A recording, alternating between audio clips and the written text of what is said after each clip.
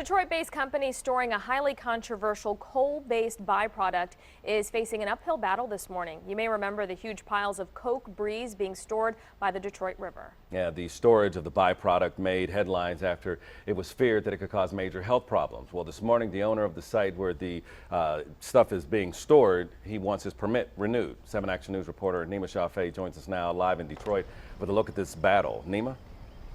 Yeah, Malcolm and Anu, we are live on Detroit's southwest side. This is at the Waterfront Terminal Company, which is just off West Jefferson here, and Junction. The owner, as you mentioned, going before the appeals board for the Board of Zoning to try to get his permit renewed. This after a decision back in April. Remember this? Just about two and a half years ago, the huge piles of coke breeze, that fine dust stacked 30, 40 feet high in the air on Detroit's riverfront, all across here in southwest Detroit, causing alarm with many of the people that lived here, even with one of the former state reps that took her frustrations to social media.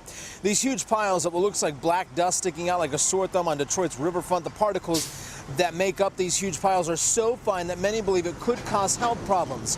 This morning, the owner of the Waterfront Petroleum Company and its subsidiaries is going before the Board of Zoning Appeals to appeal a decision made back in April, as you heard me mention, requiring him to build a massive warehouse to store the byproduct.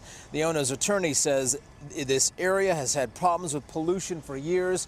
There's no reason why her client should be singled out. Her client, the attorney's client, the owner of the Waterfront Terminal Company here, I will say, in doing a little more digging this morning, looked at the ordinance a little more closely. Essentially, the ordinance that they are trying to enforce here by asking the business owner to create this massive warehouse or build it is one that basically allows them to enforce it by way of saying that it could pose harm or risk if you don't to the residents here of Detroit's southwest side. We'll, of course, continue to remain on top of this story, and as we get more information throughout the day, we'll share it with you.